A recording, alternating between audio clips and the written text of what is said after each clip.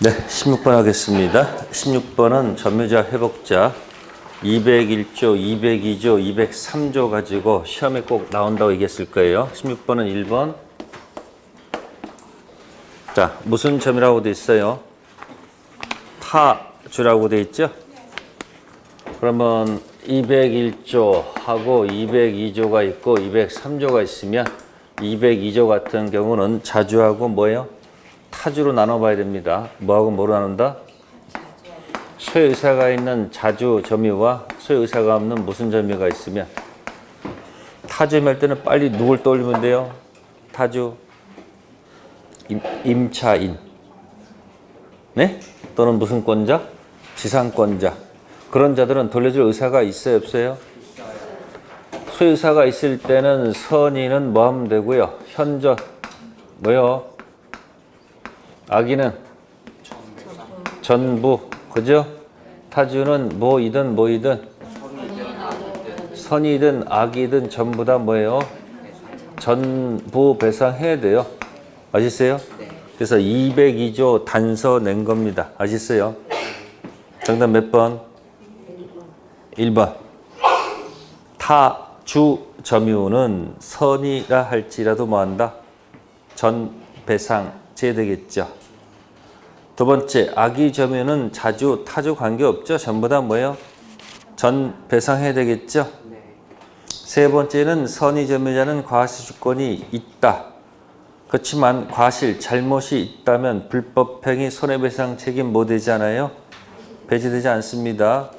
법은 줄 건 주고 받을 건 받는다. 그런 시스템이고요. 네 번째 질문은 어떤 기계장치의 점유자가 그 기계장치를 실제로 뭐해서 가동하여 뭐했다? 실질적 이득을 얻었죠. 자, 그 기계장치의 계속적인 사용에 따라 마모되거나 송산된 부품, 교체, 수리, 수임, 상환 뭐 할 수 없다? 청구할 수 없다. 이게 뭘까요? 과실을 취득한 경우에는 통상 필요비는 뭐 하지 못한다? 청구하지 못한다. 이렇게 돼 있죠? 거기서 보시면 기계장치 사용이 뭐예요? 과실 취득한 겁니다. 아시세요? 그래서 과실을 취득한 경우에는 통상 필요비는 뭐 하지 못한다? 청구하지 못한다는 판례이고요. 다섯 번째 질문은 가액 증가가 현존했을 때 청구는 점유자가 하지만 선택은 누가 한다? 회복자 선택이죠?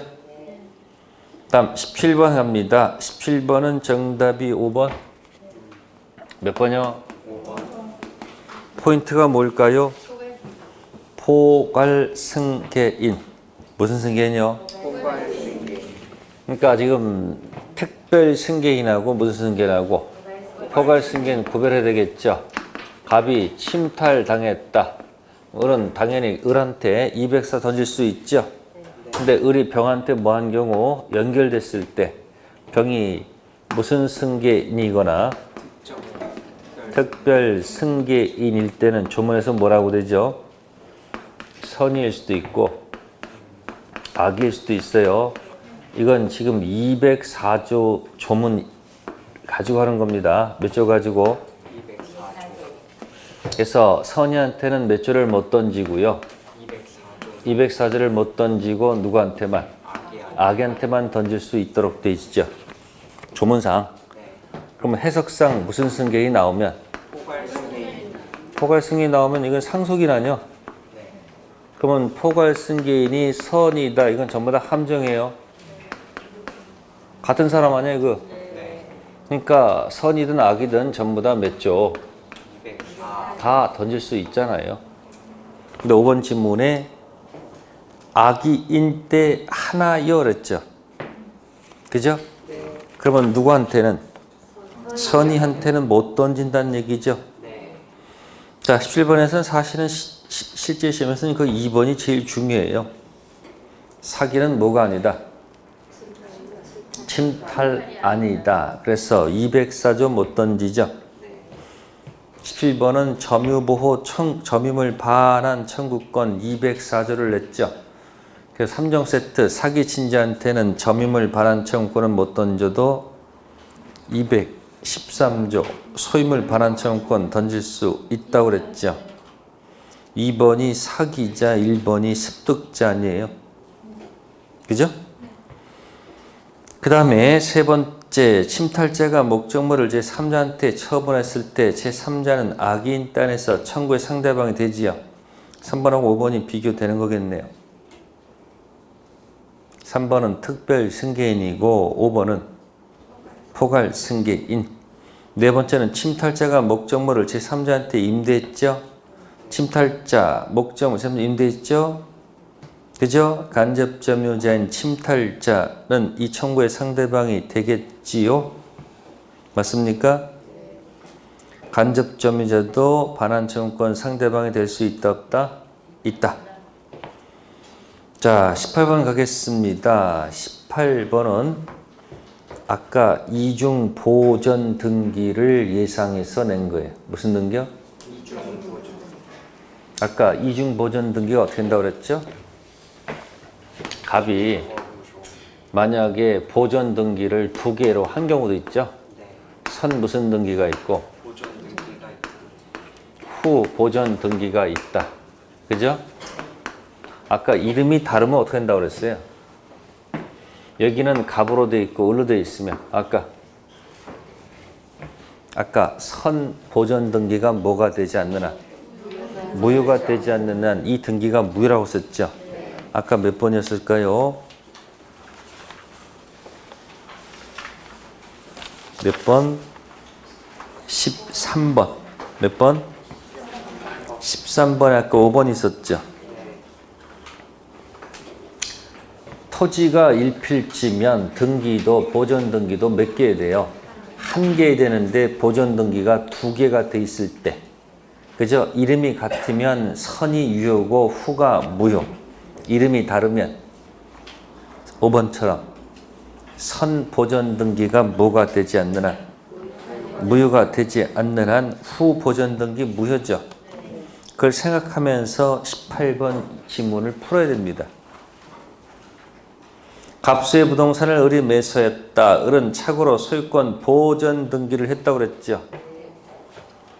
그러면 갑 부동산을 뭐해서 매매를 했는데 지금 을이 가서 무슨 등기를 했다는 얘기예요? 보전 등기했다는 얘기죠. 토지는 하나입니다. 을은 착오로 소유권 보전 등기했고 을은 부동산을 다시 누구한테? 네? 병한테 팔았다는 얘기죠? 병은 보전 등기 통해서 무슨 등기 했을까? 이전 등기 했겠지. 등기부상, 형식적으로. 병은 이전 등기를 하고 부동산을 뭐하고 있다? 점유를 하고 있다. 이렇게 되어 있습니다. 한편 갑은 자신에게 등기가 있는 것을 기하로 다시 누구한테? 이 등기 살아있는 거 아니에요 지금? 누구한테? A입니까? 자, A한테 뭐 했어요? 부동산 매도했고 이전 등기 했죠? 그럼 여기서 소유자가 누굽니까? 이 1필지에 대한 소유자는 누구예요? A란 얘기야. 그러면 최초의 보전 등기가 오다가 후 보전 등기죠. 그럼 여기 연결된 사람은 이 사람 무슨 자가 아니에요? 소유자가 아니고 이 사람이 무슨 자라는 거예요? 소유자라는 얘기가 암시되어 있는 거죠. 그럼 1번 지문. 을의 소유권 보전 등기는 무효가 된다. 따라서 을의 소유권 보전 등기에 터잡아 이루어진 병의 소유권 이전 등기도 뭐다? 무효 등기죠. 맞죠? 그러면 2번 위 부동산을 병이 10년간 몇 년간 점유 등기함으로써 등기부 취득시 요건을 구비한 경우에 병은 위 부동산 요건을 취득한다. 그게 틀렸네. 몇 번 틀렸다? 2번이 틀렸다. 등기 취득 시효할 때. 무슨 시효할 때? 글자를 보세요. 등기부 취득 시효를 하려면 쪽쪽쪽쪽 최초의 등기가 보전 등기죠. 네? 최초의 이 보전 등기는 반드시 유효를 전제로 해서 출발하다가 네? 중간에서 장난쳐가지고 무슨 등기일 때? 무효 등기일 때. 무효 등기가 됐을 때 취득할 수 있는 거예요. 최초에 무슨 등기가? 보전 등기가 무슨 등기면? 무효 등기. 어느 누구도 소유권 인정받으면 안 돼. 왜? 이 등기의 최초의 보전 등기가 무슨 등기야 이게? 유효잖아요. 유효. 혹시 이렇게 가다가 누가 장난쳐서 무슨 등기가 되면 무효 등기가 그때는 무슨 시효가 가능하다? 등기 취득시효. 등기가 가능하다는 얘기예요. 그러니까 거기 살짝 돌린 거죠. 최초의 보전 등기가 무슨 등기일 때는 무효 등기. 무효 등기일 때는 거기에 연결된 사람은 소유권 취득할 수가 없습니다. 설령 믿고 들어가서 몇 년 있어도 10년 있어 절대 뭐 할 수 없다. 등기부 취득 시효할 수 없다. 그런 얘기 아시겠습니까? 세 번째, A가 소유권에 기하여 병에게 부동산 반환을 뭐 하면 병은 부동산을 뭐 해야 돼요? 반환해야 되겠죠. 네, 병이 선이 무과시라면 그동안 사용 수익 이득을 부당 이득으로 반환할 필요가 없겠죠. 이유는 뭘까요? 무슨 자일 테니 선이 점유자는 무슨 취득권이 있어요? 과실 네, 과실 뭐가 있으니 취득권이 있으니까 취득한 과실은 뭐 할 필요가 없다. 반환할 필요가 없지요. 자, 네 번째, 을은 갑에게 뭐 할 수 있다?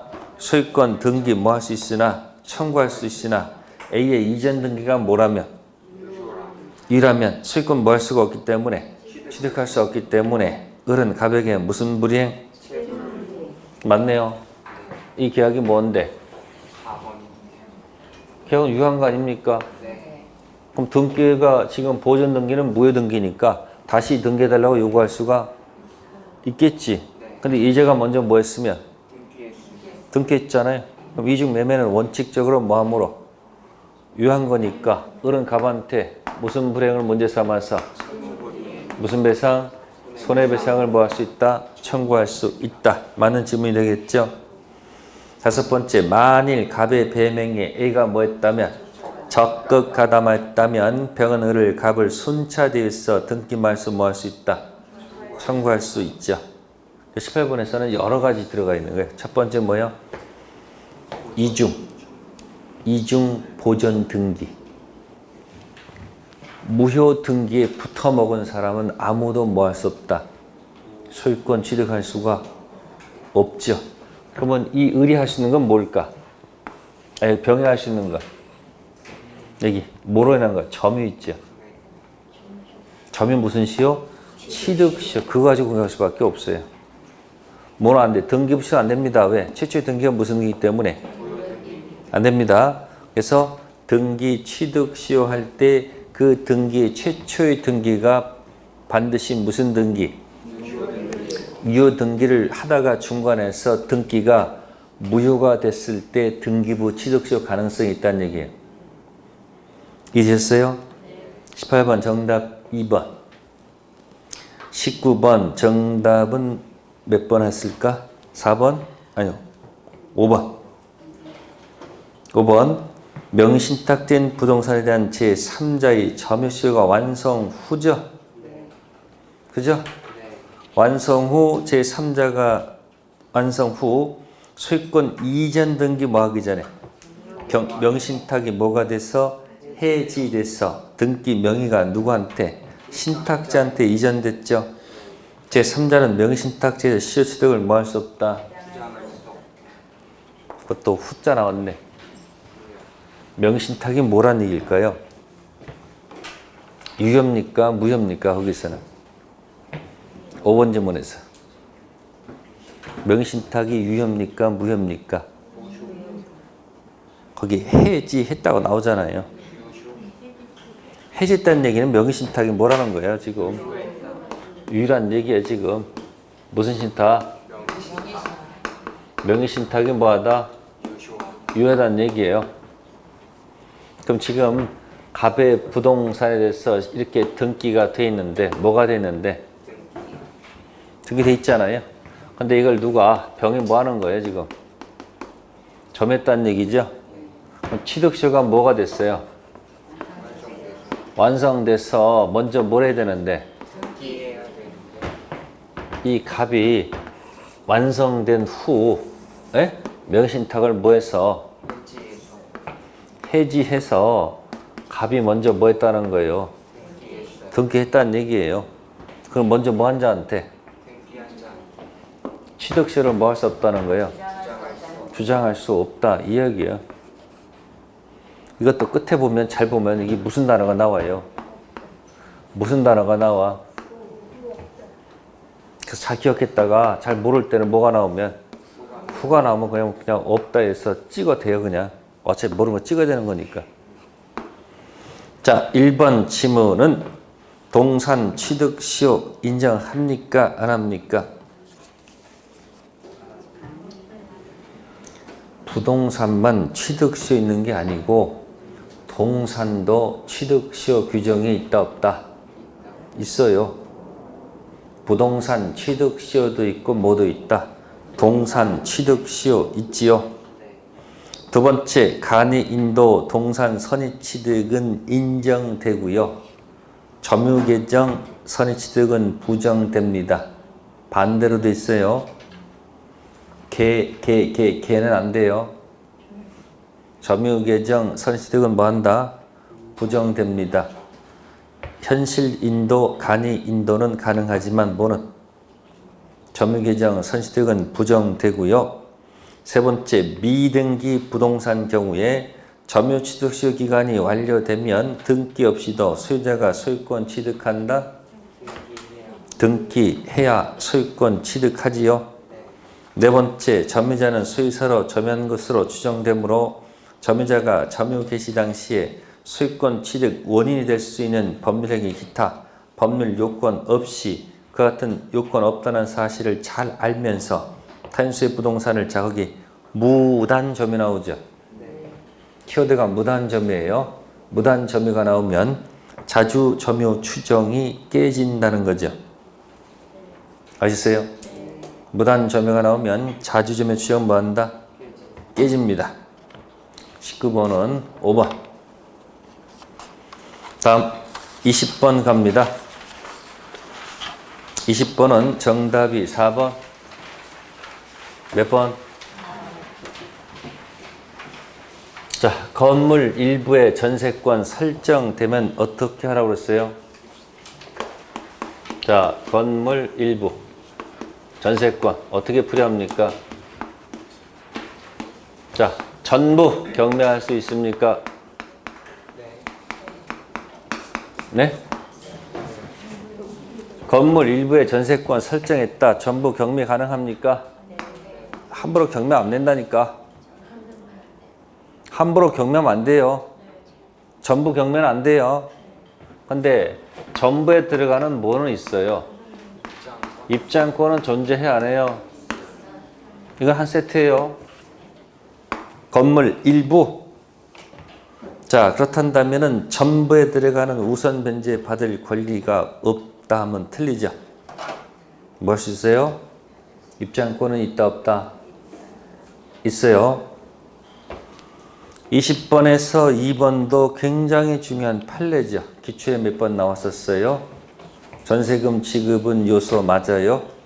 그러나 현실적으로 지급될 필요는 없고 기존 채권으로 전세금 지급엔 뭐 할 수 있다?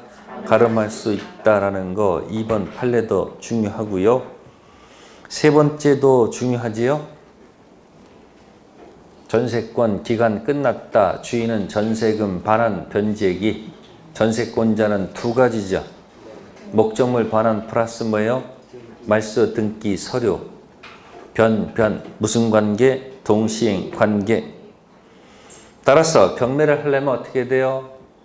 저쪽이 이행 지체에 빠뜨려야지 경매할 수 있지 않을까? 그 이행지에 빠뜨리는 방법을 뭐라 그러죠? 멋있게 표현한 말. 반대, 의무, 이행, 제공이 집행개시의 요건이다, 요건이 아니다. 정신 차리세요, 지금. 지금 주택임대 차는 거 아니야, 지금. 전세권 하고 있잖아, 지금. 무슨 권? 아니, 전세권에서는 반대, 의무, 이행, 제공이 집행개시의 요건이지. 네.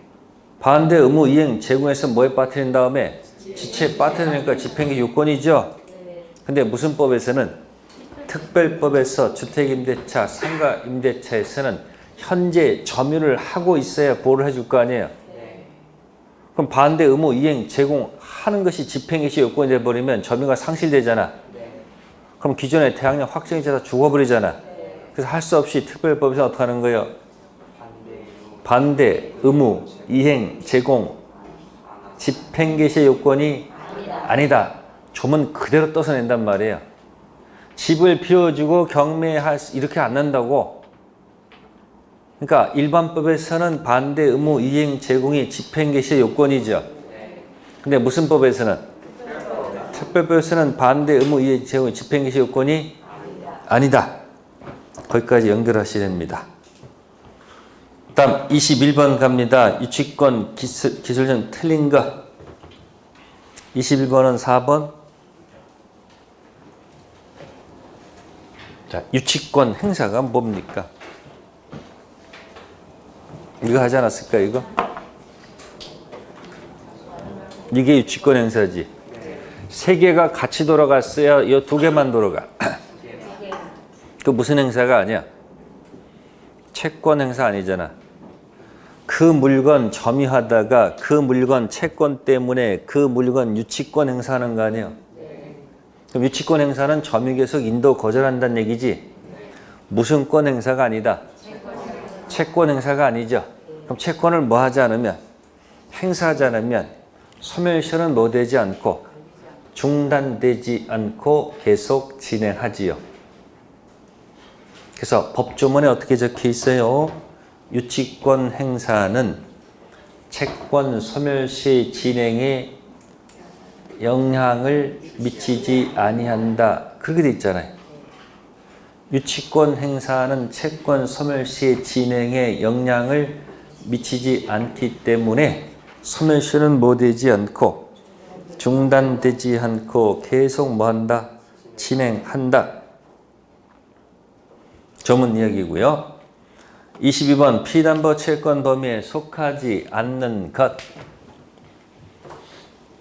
22번은 일단 정답이 4번. 몇 번? 자, 여러분들 손가락 5개 비시면 이렇게 되죠. 첫 번째가 뭐예요? 원본, 이자, 위약금. 그때 강서 펴놨지? 네? 체불로 인한 무슨 배상? 손해배상. 끝에 거 뭐예요? 실행비용 있죠. 그럼 앞에 거 세 개는 전부 다 등기돼 있어야 되죠. 등기된 원본, 등기된 뭐예요? 네? 이자. 등기된 뭐예요? 위약금. 근데 지연이자는 등기가 안 돼 있어도 법정이자 받을 수 있잖아요. 실행비용 역시 마찬가지 등기사항은 아니겠죠. 그래서 기억은 포함이 되겠죠. 뭐 되지 않아도 등기되지 않은 위약금은 안 되겠죠. 등기돼 있을 거 아니에요. 대가 이행기 이전 이자로서 받지 못한 몇 년분? 3년분 몽땅 받죠. 그냥 이자는 1년 2년 관계없죠. 늘 만기게 되는 1년분 지연이자 맞죠? 등기된 수개 채권의 원본 맞죠? 자, 비읍 등기되지 않은 1년 2년 지연 배상금 있죠? 그게 뭐예요, 그게? 그게 리을이야, 리을. 같은 거예요. 리을하고 뭐하고? 비읍하고 같은 거예요. 다음, 시옷 등기된 경매 신청 등록세. 그 시옷이 뭐냐면 맨 꼭대기 기억이에요. 경매, 그 실행비용 있잖아요. 자, 이응, 보존비용 들어가면 돼요, 안 돼요? 키워드가 이응이야, 이응. 뭐라고요?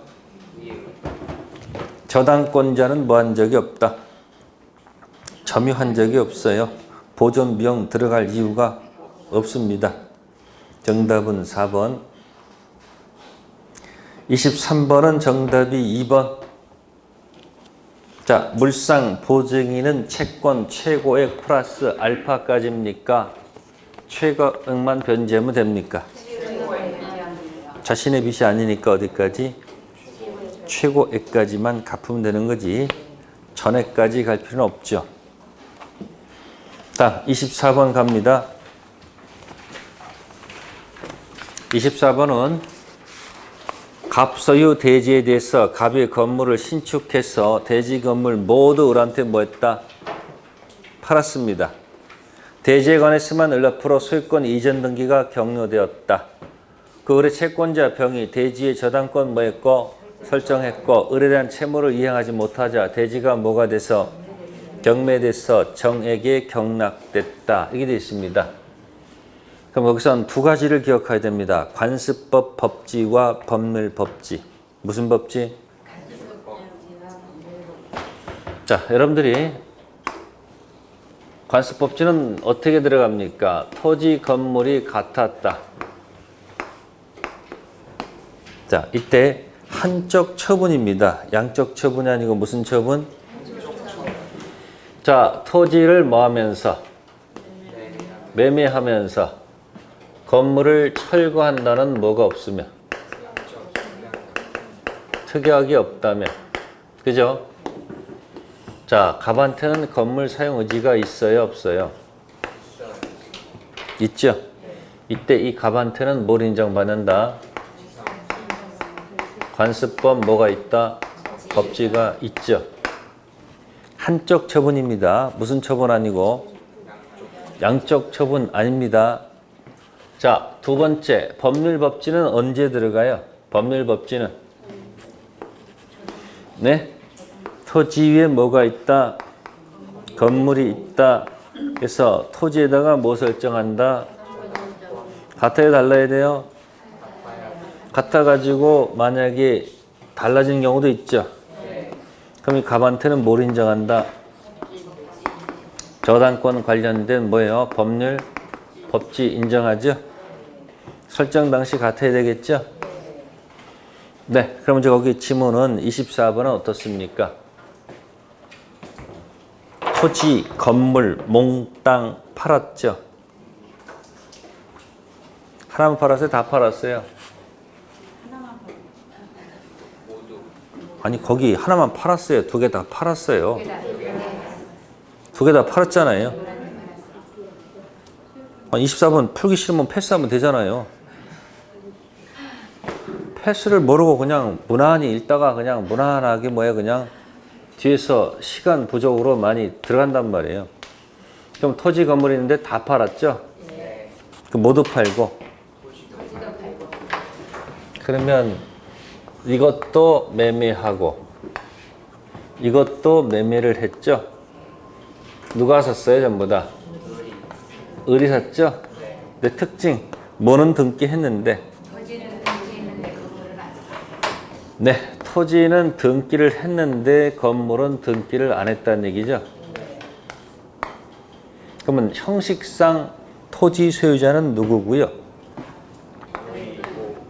토지 소유자는 을이죠? 건물 소유자는 갑이죠? 그러면 한쪽 처분이 아니고 양쪽 처분했죠. 그러면 이 갑은 건물 사용 의지가 있다고 보십니까? 이 사람은 건물 사용 의지가 전혀 없습니다. 따라서 갑한테는 뭐 인정할 필요가 없다? 관습 법지 인정할 실익이 없다는 얘기죠. 그래서 일단 거기 리을 지문 박스 하시고 대지 소유권이 갑으로부터 을에게 이전됨으로써 형식적으로 대지 건물 소재가 다르게 되었다더라도 갑에게는 관습법상 법정시상권 뭐 할 필요가 없다. 관습법 법지는 양쪽 처분이 아니고 뭐다? 한쪽 처분입니다. 그러니까 토지 건물을 몽땅 샀다. 토지는 등기, 건물 등기 안 했죠. 그럼 형식적으로 토지 소유자는 을이고 건물 소유자는 갑 바뀌어 있지만 이 갑한테는 무슨 의지가 없어요? 아니, 건물 사용 의지가 없지요. 건물은 누가 사용하는데? 을. 따라서 갑한테는 뭐 인정할 필요가 없다? 관습법, 법지 인정할 필요가 없다. 그 얘기예요. 그리고 24번 들어가면 다시 대지에다가 저당권 설정했다고 그랬죠. 그러면 대지에다가 뭐 설정 당시? 저당권 설정 당시 토지 건물은 다르잖아요. 토지는 누구 거고 건물은 갑 거죠. 그러면 을 갑이면 이 갑한테는 뭐 인정할 필요가 없는 거예요. 법률, 법지 인정할 식도 없잖아요. 설정 당시 다르니까. 그래서 니은 지문에 니은 박스 하시고요. 민법 366조 법정 지상권은 저당권 설정 당시에 이미 대지 건물이 뭐예요? 각각 다른 사람 수에 속하고 있기 때문에 법정상권 성립될 여지가 뭐예요? 없다. 24번은 관습법 법지와 법률 법지를 구별하는 굉장히 중요한 판례입니다. 토지, 건물, 몽땅 샀는데 토지는 등기, 건물 등기 안 했죠. 그러면 형식상 건물 소유자는 갑이잖아요. 이 갑한테는 뭐 인정할 필요가 없어? 관습 법지 인정할 실익이 없죠. 관습 법지는 양쪽 처분이 아니고 한쪽 처분할 때 하는 얘기야. 또 그 상태에서 을이 토지에다가 저당권 설정해도 토지 건물은 다르죠. 따라서 무슨 법지? 법률 법지 인정할 실익이 없다. 그런 얘기예요. 결국 건물은 철거돼야 되겠죠. 그러면 건물 철거는 경락인이 현재 사용하고 있는 을을 상대로 할까요? 등기부상 소유자 갑을 상대로 할까요? 현재 방해하는 사람이 누구요? 을이지. 결국 이제 건물 철거는 누구한테? 을에게 들어가서. 그러니까 을이 잘못한 게 뭐예요? 등기 안 한 죄값을 톡톡히 치르는 거예요. 을이 뭐만 했으면 갔잖아요. 그럼 건물 뭐 될 필요가 없는 거예요. 철거될 필요가 없다. 그 얘기예요. 그래서 24번에서 관습법 법지 리을하고 니은 법률 법지 두 가지 꼭 좀 기억해 두세요. 정답은 4번. 네, 그 다음에 이제 25번 정답은 5번. 1번 매매는 유상은 맞아도 요물은 아니고 낙성이죠. 중개는 민법상 전형계약이 아닙니다. 민법상 중개계약은 없으니까 비전형계약. 교환계약은 무상이 아니고 유상. 계속적이 아니고 일시적. 매매 교환은 일시적이고요. 임대차는 계속적. 증여는 편물은 맞아도 유상 아니고 뭐다? 무상. 임대차는 쌍무이면서 뭐죠? 유상. 맞지요? 26번은 정답이 2번. 승낙은 청약제해야 되고요. 불특정 다수된 승낙은 뭐 되지 않는다? 허용되지 않는다. 정답 몇 번? 2번. 27번 갑니다. 위험부담주에 관한 설명 중 부당한 것으로 결합된 것. 위험부담 나올 때는 뭘 기억해야 될까요? 위험부담 나오면 빨리 기억할 것이 두 가지죠. 위험부담이 나오면 갑귀 없고 을귀 없는 것하고 갑귀 없고 뭐요? 을귀 있는 것. 이게 위험부담이에요. 그러면 이행불능은 뭘까? 네? 갑귀 있고 을귀 있는 것. 그러면 오른손 매도인불, 매수인불 제3자불 있죠. 기억지문 우리 민법은 채무자주의가 원칙, 채권자 지체 중 채권자주의를 예외적으로 뭐한다? 취하죠. 여기에 무슨 주의고요? 채무자주의가 원칙이고 예외적으로 뭐예요? 채권자 위험부담 취하는 거 맞지요? 두 번째, 위험부담은 쌍무계약이 있어도 성립되는 것이 원칙이죠. 근데 대가성 있는 무슨 계약? 편모계약에도 못 될 수 있다. 성립될 가능성도 있습니다. 니은도 맞는 지문이야. 대가성 있는 무슨 계약? 편모계약에도 성립될 가능성이 있습니다. 부담부 증여. 무슨 증여요? 부담이 붙어있는 증여 같은 경우. 자, 그 다음에 디귿 위헌부담은 원칙적으로 후발적 불능 경우에 성립되나 예외적으로 원시적 안 되죠. 이게 바로 전부 다 무슨 불능이에요, 이게? 이게 후발적 불능 아닙니까? 원시적 불능에서는 두 가지죠. 뭐 있을까? 2번을 통한 뭐예요? 계약 체결상 과실과 4번 들어가는 거 면적 부족. 원시적 객관적 일부 불능일 때는 담보 책임 있잖아요. 디귿 원시적 불능 생긴다 안 생긴다? 안 생기죠. 리을 쌍무계약이 성립한 후 채무자 귀책 사유에서 뭐예요? 이행했었을 때 위헌부담 문제가 발생할까요? 리을이 뭐야? 리을이 이거 아니야? 이거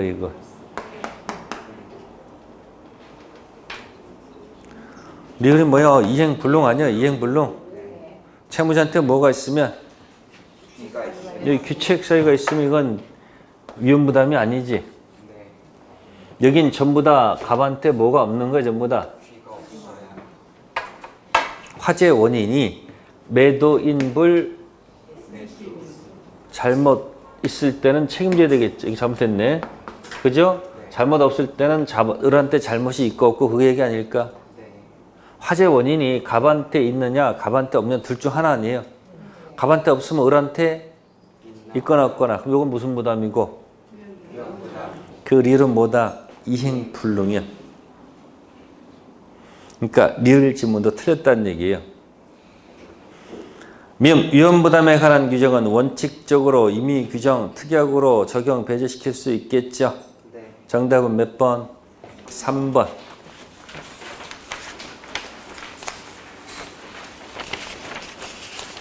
네, 28번입니다.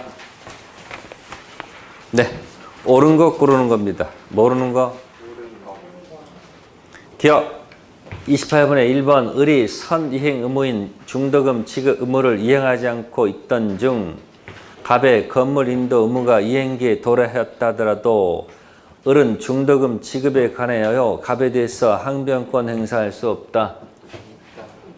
뭐 기억나요? 중도금 안 주고 잔금 안 주고 현재까지 왔을 때. 그죠? 그럼 어디 기준 잡아야 돼요? 네? 현재까지 왔을 때. 그죠? 그럼 여기도 서류를 안 주니까 들어갔겠죠. 따라서 어디 기준? 잔금 기준 날짜에 이 서류하고 뭐하고 동시 이행 관계니까 여기 무슨 금도? 중도금하고 무슨 관계 들어간다? 기억지문 X. 자, 니은 같은 지문 반복되는 거죠. 을이 선이행 의무인 중도금 지급 의무를 이행하지 않고 있던 중 갑의 건물 인도 의무가 이행기가 도래한 경우 을의 중도금 지급에 관해서 갑에 대해서 항변권 행사할 수 있으므로. 그 말은 맞죠? 근데 중도금 지급일부터 잔금 지일까지 지연손해금도 지급할 필요가 없다. 여기는 뭐예요? 여기는 이행지체잖아요. 그럼 여기는 당연히 이행지체니까 당연히 뭐야? 뭐가 붙어요? 네? 지연. 이자를 당연히 내야 되죠. 그래서 2번 지문 X. 세 번째, 갑이 건물 인도 기일에 을에게 변제 제공했다. 을이 수령을 뭐했다? 거절했다. 을은 갑의 대금 지급 청구에 대하여 항변권 주장할 수 없을까? 있죠. 3번이 뭘까요? 한 번 현실 제공해서 저쪽을 뭐에 빠뜨렸다? 이행체가 아니라 수령. 예? 지체에 빠지게 했다 할지라도 이행 제공이 계속되지 않으면 상대방권 항변권은 뭐하지 않는다? 소멸하지 않는다. 그런 판례입니다. 네 번째, 잔금 지급기일에 도래한 경우 을은 명시적으로 항변권 행사하여야 이행체는 책임을 지지 않는다. 소송 이전 당사자끼리는 그 자체, 이행, 지체, 책임 면제받죠. 다섯 번째, 갑과 을이 서로 채무를 지더라도 그 채무가 다른 법률상 원인에 있어 뭐했다면 발생했다면 항변권 인정되지 않는 것이 원칙이다. 정답이네. 28번 몇 번? 동일한 쌍무계약에서 발생한 채무 가지고 항변권 들어가죠. 따라서 관계가 뭐하다면 다른 법률상 원인에서 발생한 경우는 원칙적으로 항변권 인정되지 않습니다. 28번은 5번. 29번은 제3자를 위한 계약이죠. 자, 28번은 갑은 자신의 토지를 을한테 매도하면서 대금은 을이 갑의 의무 이행과 동시에 병한테 뭐하기로? 약정했지요. 병은 을한테 수익 의사표시 했어요, 안 했어요? 자, 1번 병은 을의 체불로 인해서 갑거래 매매 계약을 해지할 수 없다. 수익자는 무슨 권이 없다? 해제권 없다. 맞지요? 두 번째, 갑거래 매매 계약이 적법하게 뭐가 되면 병의 급부 청구권도 뭐한다? 본래 계약이 꽝 되면 수익도 꽝이 돼야 되겠죠. 세 번째, 갑이 을에게 매매 계약에 따른 이행을 하지 않더라도 을은 특별한 사정이 없는 한 병한테 대금 지급을 거절할 수 없다. 논리가 안 맞죠. 지금 갑이 누구한테? 을한테 이행하지 않고 있잖아요. 그러면 을은 갑한테 항변권 있죠? 그 누구한테? 병한테 항변할 수 있다 해야 될 거 아닙니까? 네 번째 질문, 병이 수익 의사표시한 후 특별한 사정이 없는 한 갑과 을의 합의에서 병의 권리를 뭐 할 수 없다? 소멸시킬 수 없다. 수익 의사표시 이전은 변경할 수 있지만 수익 의사표시 이유는 변경시켜서는 안 된다. 다섯 번째, 병이 대금을 뭐했다? 수령했다. 매매 계약이 무효인 것으로 판명된 경우 특별한 사정이 없는 한 을은 병한테 대금 반환을 뭐 할 수 없다? 청구할 수 없습니다. 수익자는 어떤 형태로든 뭐 한다? 수익을 받는다는 것. 다음 30번 갑니다. 계약의 뭐다? 해제. 정답은 4번. 정기행위. 무슨 행위요? 정기행위는 최고는 할 필요가 없죠. 근데 여기 해제의 의사표시가 없더라도 해제 효과가 발생합니까? 제가 뭐라고 그랬어요? 계약법에서는. 네? 무슨 법에서는? 계약법에서는 상대방이 있는 거 없는 거예요. 그러니까 여기서는 당연 해제란 말을 없어요. 법조문에서. 또 뭐도 없어요. 당연 해지란 말도 없어. 조문이 전부 다 뭐야? 해제를 할 수 있다. 해지할 수 있다. 따라서 해제가 도달이 돼야지. 해지가 도달이 돼 끝난다는 얘기죠. 또 당연 감액도 있을까 없을까? 네? 그래서 이 첫 번째가 뭐냐면 A가 뭐냐면 정기행위. 무슨 행위요? 예식장 환 주문할 때 제때 안 갖다 주면 계약의 목적을 달성할 수 없죠. 따라서 여기는 뭐가 필요가 없지만 당연 해제는 아니야. 뭐라고요? 무슨 해제가 아니다? 당연 해제가 아니고 어떻게 된다? 네? 실제로 뭘 해야지? 말을 실제로 해제해야지 끝나는 거예요.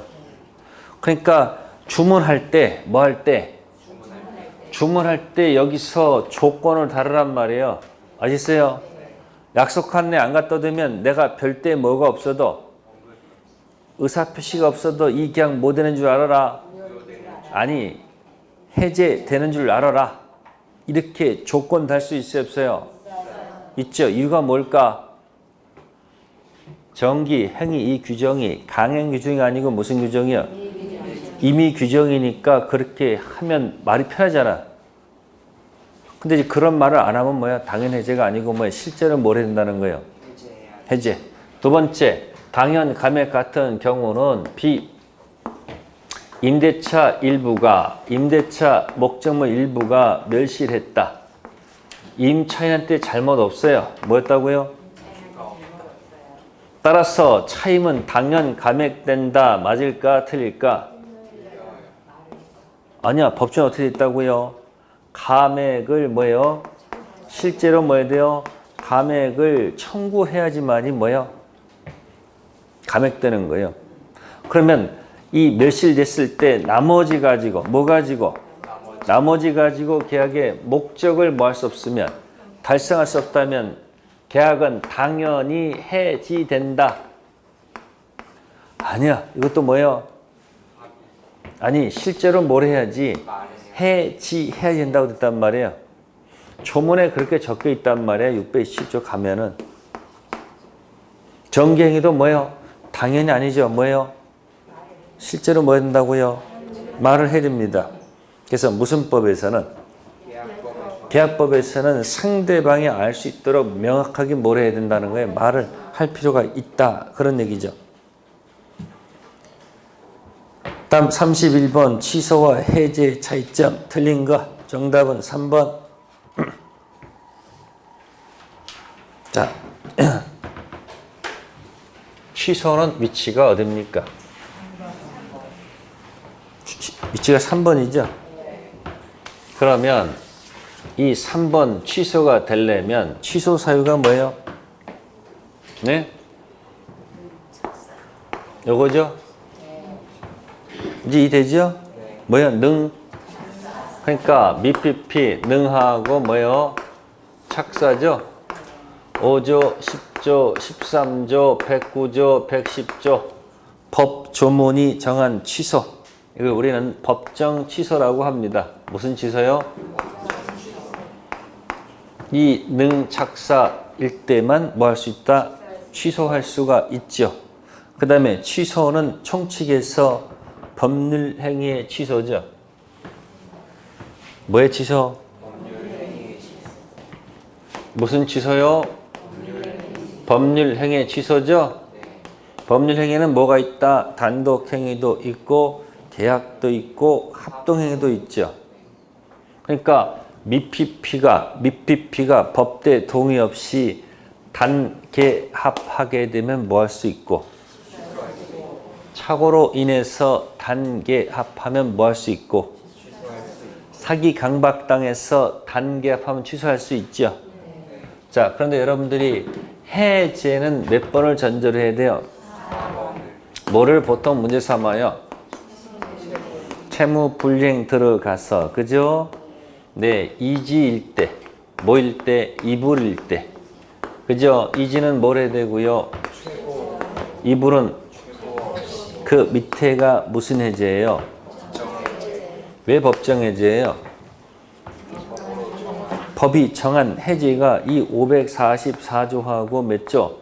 546조 조문에서 정한 해제란 말이야. 이것도 조문에서 정한 해제 취소죠. 근데 해제는 어떻게 얘기해요? 우리가 보통 얘기할 때 계약의 해제라고 그러죠. 무슨 해제? 그러니까 계약의 해제라고 돼 있으니까 우리는 뭐라고 표현해야 되는 거예요? 단독행위의 해제란 말은 없다고요. 법률행위 취소가 아니고 뭐라고? 그러니까 취소는 어떻게 되는 거예요? 취소는 개, 합이 있으면 취소는 이게 다 들어가죠? 근데 해제는 이게 안 된단 말이야. 단계합 중 계약의 해제일 뿐. 그래서 여기 1번 지문이 취소는 모든 법률에서 인정되죠. 그러니까 총칙은 법률행위 무효 취소 아닙니까? 근데 해제는 뭐다? 계약의 해제입니다. 그러니까 어떻게 한다? 단계합 모든 법률행위 취소하고 단계합 중 계약의 해제. 그게 연습하시래요. 두 번째, 취소는 발생 원인은 무슨 당시? 법률행위 당시를 기준으로 하지만 해제는 법률행위 성립 이후 발생한 사유에 해당한다. 그러니까 여기 있는 능착사는 무슨 당시를 기준 잡는 거예요? 응? 요거는 계약 행위 당시에 문제 삼는 거 아니에요? 그죠? 근데 이거는 계약 체결 유효한 후 뭐를 문제 삼아서 하는 거 아닙니까? 이건 무슨 당시부터? 계약 법률 당시부터 문제가 있는 거 아니에요? 근데 해제는 계약 자체는 아무 문제 없는 거예요. 그 후에 뭐예요? 채무불이행이죠. 2번 맞죠? 세 번째, 취소권 발생 원인은 법률 규정에 의해서만 발생하고 맞아요? 아니에요? 취소는 뭐만 있어요? 법정 취소만 있지 무슨 취소가 없다. 약정 취소란 말은 안 쓰죠? 함부로 따당땅 할 수 없어요. 무슨 취소만 있어요? 추인 기준 3년, 법률행위 기준 10년 있잖아요. 그건 약정에 쓰면 안 된단 말이에요. 근데 해제는 무슨 해제도 있어요? 응? 특약정하는 해제도 가능하잖아요. 취소는 법정 취소만 있지 무슨 취소가 없다. 약정 취소 인정하지 않습니다. 그래서 3번 질문 틀렸다는 얘기예요. 해제권은 당사자 계약에 의해서만 있잖아요. 해제는 무슨 해제도 있어요? 약정, 그 계약에 의한 해제가 약정 해제예요. 약정 해제만 있는 게 아니고 무슨 해제도 있어요.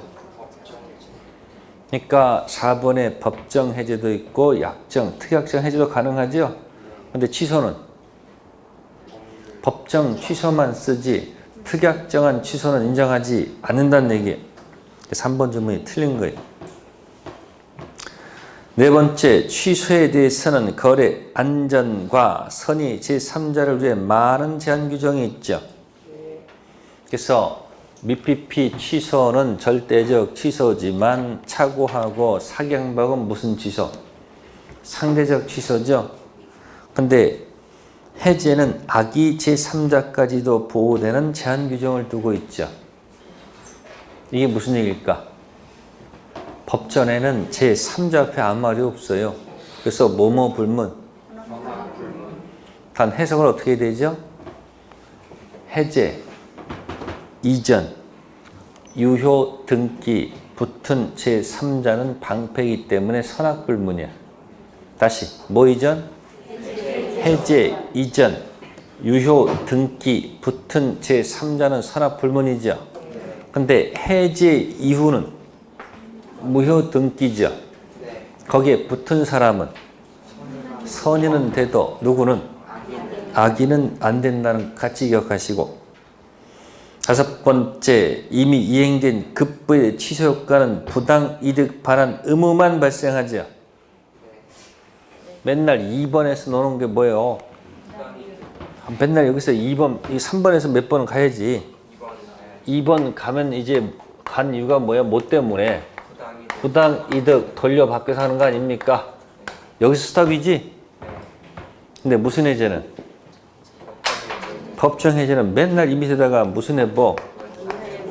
원상, 회복 쓰고 무슨 배상? 그 물어볼게요. 부당 이득은 선의 악에 따라서 반환 범위가 같을까 다를까? 여기는 선의 악에 따라서 달라져요. 뭐에 따라서? 선의 악의를 뭐한다? 구별하면서 달라진다고? 근데 여기 원상회복은 밑에 뭐가 있기 때문에 여기는 뭐뭐 구별할 필요가 없어요. 선악 구별할 필요 없이 다 원위치 한단 말이에요. 그 지금 뭐하고 뭐 갖다 얹혀놓은 거예요 지금. 4번 출발하는 무슨 해제라? 법정 해제랑 3번에 무슨 취소? 법정 취소 있죠? 근데 해제는 단계 합중 뭐의 해제일 뿐이고 계약의 해제일 거고 취소는 단계 합 모든 법률행위 취소죠. 적용 범위가 다르죠. 사기 강박은 계약 당시부터 문제가 있는 거고 법정 취소는 법정 해제는 계약 당시 퍼펙트 뭐한 거니까 그런데 후에 채무를 이행하지 않은 후발적 문제지. 그죠? 그 다음에 법정 해제는 약정 해제도 가능하겠죠. 당사자 합의하는 거니까. 근데 취소는 무슨 취소만? 법정 취소만 쓰지 특약정한 취소는 절대 인정하지 않는다는 얘기야. 그 다음에 법정 취소를 따당땅내 뭐로 만들면? 무효로 만들면 그때 쓰는 글자가 부당이득 거기서 끝나지. 더 이상 없지. 그러니까 선의학에 따라 반환 범위가 달라져. 아시겠어요? 근데 법정 해제는 어떻게 되는 거야? 원상 회복도 있고 플러스 모두 있으니까 원상 회복은 뭐뭐 묻지 않고 다 원위치 하는 거예요. 됐어요? 그래서 31번 잘 기억해 두세요. 다음 32번은 정답이 5번. 몇 번? 해약금 해지는 거꾸로 올라가 보세요. 순서. 약금, 계약. 그 밑에 뭐 있었을까? 약정. 그 다음에 일부 지급. 그 다음 뭐예요? 또. 이 밑에 약금, 해제. 이까지 혹시 뭐 이행의 준비일까? 이행의 착수일까? 네? 그 다음에 잔금이죠? 그러니까 무슨 해제는? 해약금 해제 위치 보라는 얘기야. 왜 5번이 왜 틀린 거예요? 그쵸? 이걸 멋있게 표현해 보세요. 뭐라고 할 거야? 5번이 왜 틀렸을까? 이렇게 얘기합니다. 추상적으로 계약금 계약은 요물 계약이므로 무슨 계약이요? 언제 계약이 성립해요? 따라서 이전에는 약정한 상태에서 뭐 할 수 없고요. 한 푼도 안 주고 해약금 해지할 수 없고요. 설령 일부 주더라도 뭐 할 수 없고요. 해약금 해지할 수 없고 반드시 뭐다? 그러면 이행 착수 요사에서 하는 거지. 이행 준비 단계에서 해약금 해지할 수 있습니까? 아니 이행 준비는 관계 없잖아. 이행 착수했으니까. 여기서 안 물어볼게. 따라서 이행 착수 다음에 잔금 요사 할 수 있는 거 없는 거요? 없습니다. 그래서 무슨 해제? 해약금 해제는 약속된 계약금을 전부 줬을 때 가능합니다. 아시겠어요? 다음 33번 갑니다. 33번은 정답이 4번. 담보 책임이 뭐가 되면? 인정되면. 네, 갑은 을의 자력 유무를 묻지 않고 바로 채권자한테 들어가면 안 되죠. 우리 시험 볼 때 주문상 1차적, 2차적 기억하셔야 돼. 조문에서 뭐 한다? 1차적, 2차적. 첫 번째가 뭐냐면 간접점유하고 직접점유에서 무슨 점이요? 점유를 내려줬죠? 다시 반환받는 자가 간접점유자죠? 그러면 직접점유자가 점유가 침탈당했을 때 그러면 간접점유자도 점유물 반환청권 던질 수 있죠? 그죠? 이때 침탈자한테 1차적으로 누구한테 반환하라? 직접 점유자. 아시겠어요? 근데 직접 점유자가 반환받기를 원하지 않거나 반환받을 수 없으면 그때 비로소 2차적으로 나한테. 아시세요?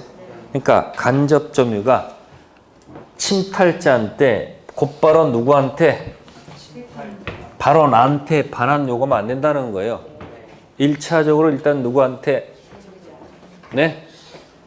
직접 점유자한테 청구를 해야 되고요. 2차적으로 누구한테? 간접 점유. 아시세요?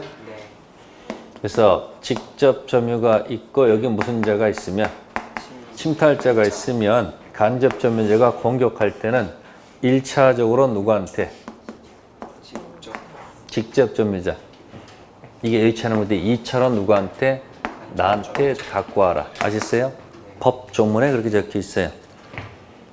이게 207조에 이렇게 적혀 있을 거예요. 또 1차, 2차가 또 어디서 나와요? 네? 토지 임차인. 뭐라고요? 토지 임차인. 계약이 끝났다. 그러면 토지 임차인은 공격할 때 어떻게 해야 될까요? 네, 바로 들어가면 안 되죠. 자, 1차적으로 먼저 뭐 써야 되죠? 갱신 청구권 들어가죠. 네, 갱신 청구권은 청구권이다, 형성권이다. 자, 임대인은 yes, no 선택할 수 있습니까? 선택할 수 없습니까? 그럼 이건 형성권 아니고 무슨 권이야? 청구권이야. 그래서 주인이 뭐 해주면? yes 해주면 갱신하는 거고, 이제 뭐 하면? no 하면. 이때 이제 2차적으로 매수 청구권 들어가죠. 그러니까 바로 들어가면 안 돼요. 갱신 청구해서 주인이 yes 하면 갱신되고, 거절했을 때 2차적으로 뭐 들어간다? 매수 청구. 자, 매수 청구 들어가면 주인께서 yes, no 선택할 수 있을까? 없기 때문에 이건 무슨 권? 형성권. 여기도 1차고 뭐가 있어요? 2차가 있고, 그 다음에 경매가 됐을 때, 뭐가 됐을 때? 그럼 경매가 됐을 때, 자, 권리하자일까? 물건하자일까? 경매 시 담보 책임은 권리하자야, 물건하자야? 당연히 권리하자겠죠? 그럼 권리에 뭐가 있으면? 하자가 있다. 그러면 경락인은 네? 바로 들어가면 안 되지. 1차적으로 누구한테 공격한다?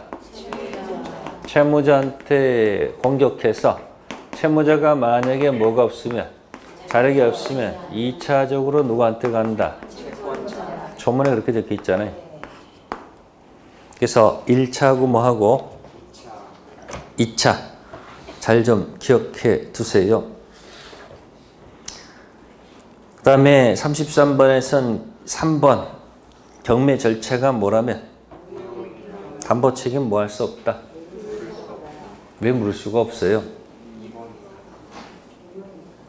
경매가 2번이면 담보 책임 얘기 나면 안 되지. 담보 책임은 반드시 뭐다? 4번을 전제로 해서 체불하고 담보 책임 나오는 거지. 그러면 거기 3번에서 연결하게 되면 경매가 무효가 되면 다 원위치해야 돼요. 경락인이 등기까지 했다면 말소는 채무자한테 해야 되죠. 돈 배당받아간 채권자는 누구한테 해야 돼요? 경락인. 동시에 이행 관계 이다 아니다? 아닙니다. 다음 34번은 정답이 4번. 임차인 소유 건물이 임차 토지 외 제3자 양쪽에 걸쳐 있죠? 전체 매수 들어가면 안 되지. 어디 것만? 임차지 상에 있는 건물만 청구 들어가야 되죠? 전체 들어가면 안 되죠? 32번에 거기 나왔네. 1차, 2차. 1차, 2차 나왔죠? 자, 35번 갑니다. 을은 갑의 부동산 보증금 3천만 원, 월차임 50만 원, 임대차 계약 체결하면서 권리금 1,000만 원 지급했다. 틀린 것. 기억. 을이 임대차 계약 존속 중 차임을 지급하지 않는 경우 갑은 보증금으로 차임에 충당할 수 있으므로 을은 보증금으로 충당할 것을 주장할 수 있다. 틀렸죠? 까고 안 까고는 누구 자유예요? 임대인 자유지. 임차인이 충당하라 말할 수 없습니다. 임대는 충당하는 게 이익일까? 충당하지 않는 게 이익일까? 충당하지 않는 게 이익이죠. 왜? 그렇게 걸어놔야지 뭐요? 차임 안 준 지연이자 받아먹었지. 이해되세요? 그래서 기억 조심하시고 충당 자유는 임차인께 아닌 누구보다 임대인 자유. 권리금 지급 계약은 임대 내용을 이루는 것은 아니죠. 임대차 계약은 뭐가 요소예요? 차임 지급이 요소죠. 디귿 갑이 임대차 계약서 단서정의 모든 권리금을 인정하면 기재를 하였다면 임대차 종료 시 을에게 권리금 반환하겠다는 약정이라 볼 수 있다. 권리금 인정한다는 얘기는 받아 나갈 때 나가는 거 인정하겠다는 취지겠지. 주인한테 달라는 얘기는 아니겠죠. 늘 보증금, 권리금 반환 가지고 유치권 모두 인정되지 않죠. 쉽게 표현하면 글자가 안 맞아서 보, 유 안 맞고 권, 유 안 맞죠. 뭐 글자 맞추기 놀이 해볼까요? 유치권 잘 안 돼, 그죠? 권리금 가지고 유치권 글자가 일치하지 않죠. 보증금 가지고 유치권 일치하지 않죠. 부속물 매수 청권 가지고 유치권 될까요? 글자 일치하지 않죠. 지상물 매수권 가지고 유치권 될까요? 안 될까요? 필유비 가지고는 유치권 될까? 안 될까?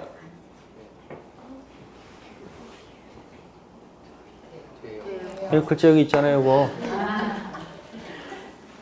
필요비 가지고 될까? 안 될까? 또 글자 안 맞을까? 안 돼요? 이건 한 세트라니까. 뭐라고? 유치권 공식을 갖다 해보세요. 첫 번째, 점유하다가 그 물건에 들어간 비용 달라는 채권 가지고 유치권 공식 들어가잖아요. 정상적으로 할게요. 권리금은 점유하면서 그 물건 들어간 비용 아니죠. 보증금도 점유하면서 그 물건 지출한 비용 아니죠. 부속물은 왜 아니야?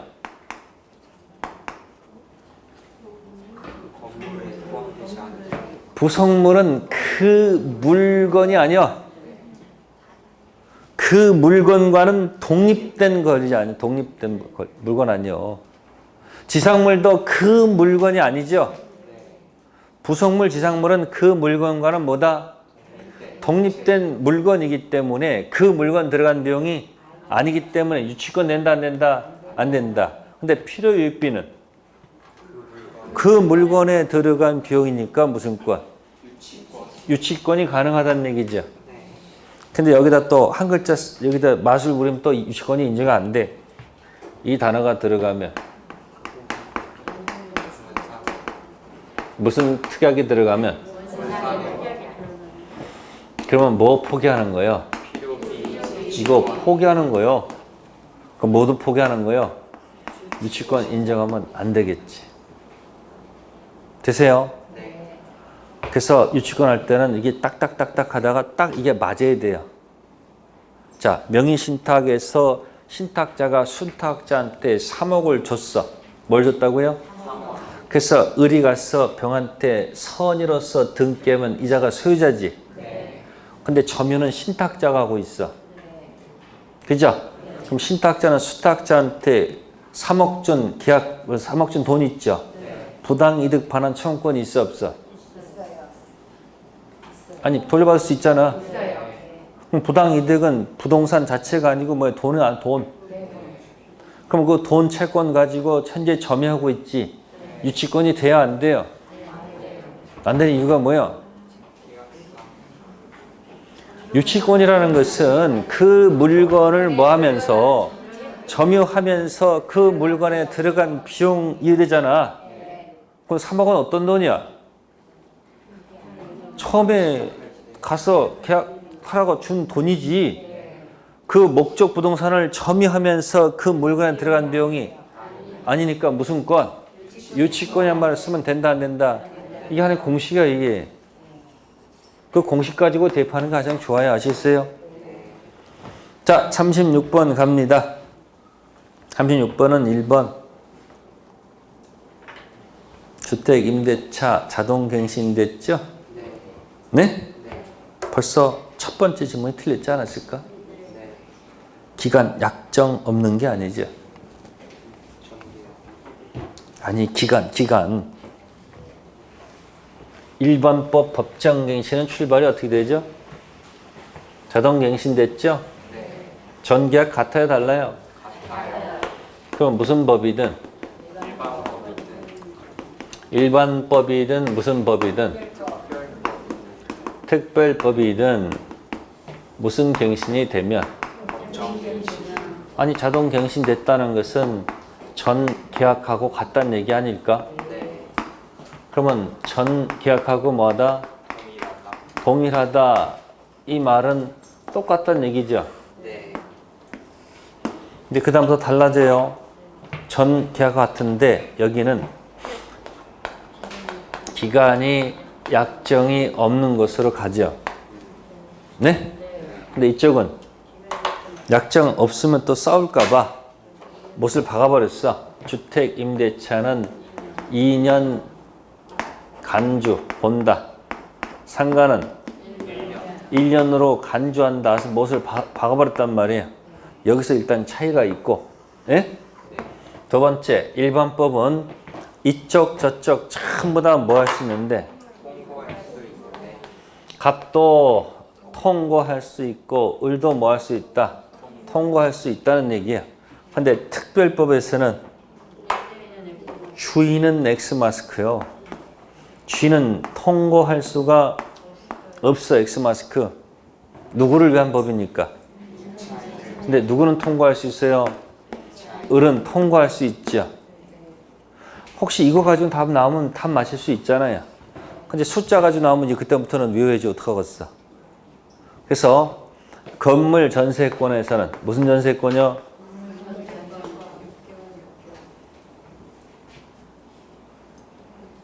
똑같이 66이야. 6개월. 근데 여기 무슨 대차세요? 임대차에서는 부동산 같은 경우는 6은 맞아요. 그 다음에 5가 나와. 부동산 주인이 하면 6개월 지나면 끝나고 임차인이면 1개월 지나면 끝나고 동산 같은 경우는 무조건 5일. 자, 여기는 값은 뭐 할 수 없다? 을만 통고할 수 있죠. 자, 골라보세요. 6개월, 5개월, 4개월, 3개월, 2개월, 1개월. 네? 왜요? 여기 있잖아. 여기 2하고 1 있으니까 여기 더하니까 이거 3 아니에요, 이거. 에?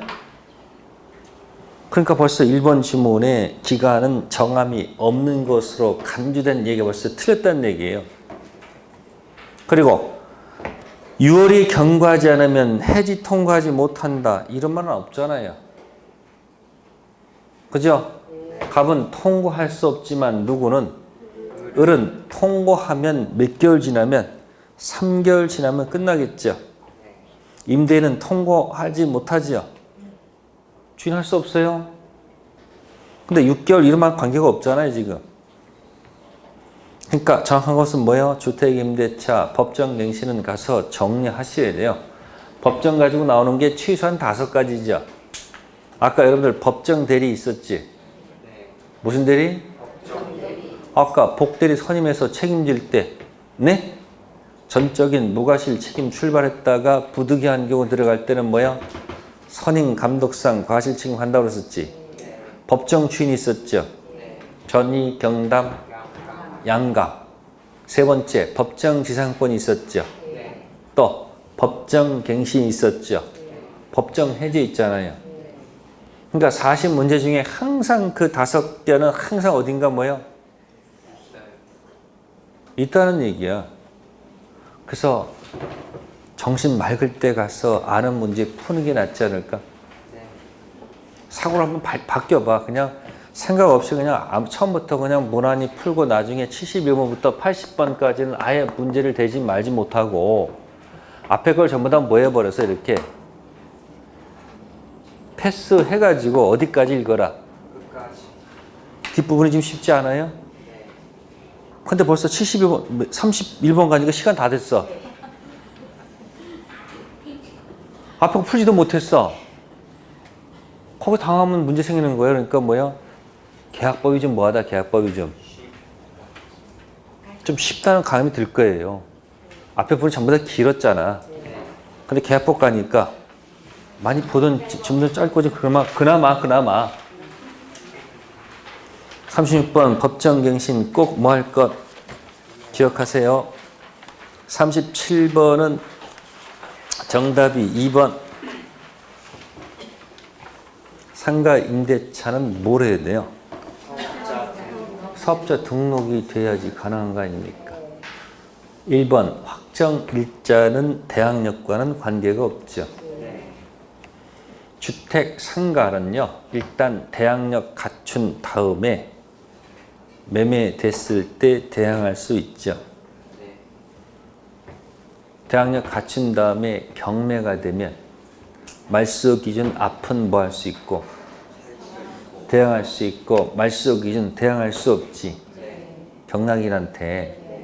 그러니까 나갈 때 확정 일자가 있으면 입장기를 주기 위해서 만든 제도일 뿐이다. 이런 얘기야. 그러니까 확정 일자는 뭐와 관계없는 거야? 대항 요건과는 관계가 없죠. 3번은 상가는 최단기가 2년 아니고 1년. 네 번째는 2기가 아니고 몇 기? 3기. 상가는 전부 다 3기입니다. 다섯 번째는 방해가 있은 날이 아니고 계약이 종료한 날로부터 3년이죠. 37번은 2번이고요. 38번. 정답은 2번. 그러니까 가담법 들어갈 때는 청팀, 백팀 기억하면 답이 떨어지죠. 가등기 담보권자는 누구랑 한 편이에요? 안고 가는 선순위가 한 편이고, 예? 그러니까 청산금 계산할 때는 자신의 채권 더하기 뭐요? 안고 가는 선순위지 후순위는 아니죠. 그럼 청팀 빼면 청산금 받을 자가 100팀이죠. 그러니까 채무자 등하고 누구요? 후순위 권리자는 받을 자죠. 청산금 계산할 때는 후순위 담보, 피담보 채권은 고려할 필요가 없지요. 2번 정답.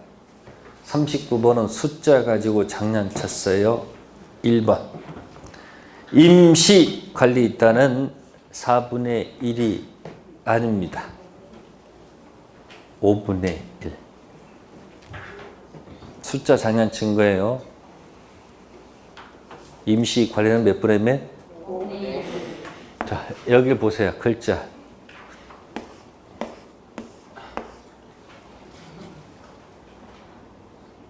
오.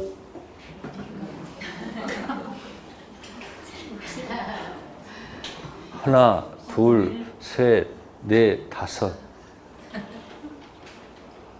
4분의 1이 아니라고. 몇 분의 몇? 독특합니다. 아셨어요? 5분의 4가 뭐가 있었을까? 재건축은 5분의 4. 보통은 4분의 4이 많습니다. 임시 권한집행은 몇 분의 몇? 5분의 1. 소집 절차 생략은 자 5분의 4다. 전원 동의다. 말씀해 보세요. 소집 절차 생략. 그것만큼은 전원 동의. 숫자 가지고 가끔 특별법 장난칩니다. 1번 지문 틀렸고요. 자, 40번. 40번. 아, 맞는 거예요? 미안해. 1번 지문 틀렸죠? 2번은 소집 절차 뭐예요? 거치지 않고 소집하려면 뭐예요? 전원 동의가 있어야 되겠죠? 세 번째는 뭐죠? 세 번째는 관리단 집회 소집하고자 할 때는 집회 뭐예요? 일주일 전 목적사항 각 부분에 통제되겠죠. 3번이 정답이겠네. 네 번째 관리인은 매년 2회가 아니고 1회가 되겠죠. 그 다음에 다섯 번째는 뭘까요? 규약 설정 변경 폐지는 4분의 3. 정답 몇 번? 3번. 면해요. 자, 40번 정답은 옳은 지문은 3번. 양자간 등기 명의 신탁 경우에 신탁자는 수탁자에게 명의신탁장 해지 원인으로 이전 등기 뭐 할 수 없다? 명의신탁이 뭐가 되기 때문에 무효일 때는 해지하면 안 되죠. 1번은 소유권 이외 부동산 물건 명의신탁은 동법률 적용을 받지 않는다. 소유권만 하나지 않지요. 두 번째, 채무변제 담보하기 위해서 채권자가 소유권 이전 받기 위한 약정이 있죠. 명의신탁장에 해당이 안 되죠. 2번이 양도 담보입니다. 무슨 담보? 가등기 담보 있죠. 가등기 담보는 가등기 담보 등에 관한 법률을 적용받지 부동산 실명법 적용 대상이 아니에요. 거기 같이 포함되는 게 양도담보죠. 그죠? 근데 일반 가등기는 실명법 적용 대상이 돼요. 담보 가등기는 무슨 법 적용을 받으니 가등기, 담보 등에 관한 법률을 적용받으니 어디 가서 놀면 안 된다. 실명법 적용하면 안 되겠지. 그럼 일반 가등기는 가담법 적용되지 않잖아요.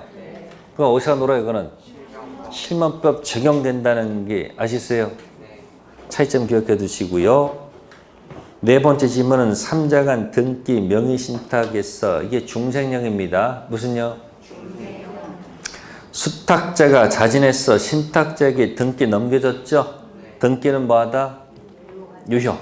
이전령에서 수탁자가 신탁자한테 자발적으로 등기 넘겨줘도 유효. 중생형에서 자발적으로 수탁자가 신탁자한테 등기 넘겨주는 것도 뭐하다? 유효. 만약 끝까지 거부하면 신탁자는 매도인을 대위해서 왔다 갔다 해야 되지. 자발적으로 넘겨줬다는 것은 실체관계 뭐하기 때문에 부합하기 때문에 그것도 뭐하다? 유효. 또 계약명의 신탁에서 소유자는 누구죠? 수탁자죠. 근데 수탁자가 신탁자한테 자발적으로 등기 넘겨주는 경우도 있어요? 없어요? 다 유효합니다.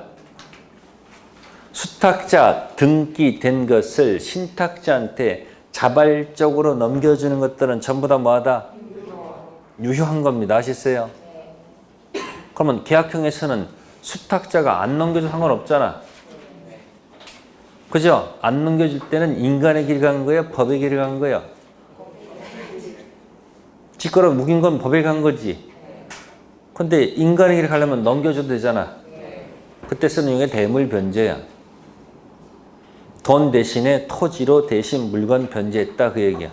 다 지우고 어쨌든 수탁자가 자발적으로 뭐 하는 거 등기 넘겨주면 전부 다 뭐다? 유효하다는 것. 네 번, 다섯 번 수탁자 무효는 악의 삼적에 대항할 수 있습니까? 명의 신탁 제3자는 뭐 묻지 않아요? 선언 묻지 않고 보호되잖아요. 정답 몇 번? 3번. 네, 오늘 지문이 길어서 지금 점수가 지금 안 나왔을 거예요. 네, 다음 주 한번 남았죠? 네? 그리고 그 다음 주 있죠? 한 번 더 제가 다 할게요. 원래 다음 주 원래 수업 끝나잖아요. 그 다음 주 있잖아요. 그때 뭐 정리해가지고 뭔가 다른 거 드릴게요, 제가. 아셨어요? 네, 다음 주에 뵙겠습니다. 감사합니다.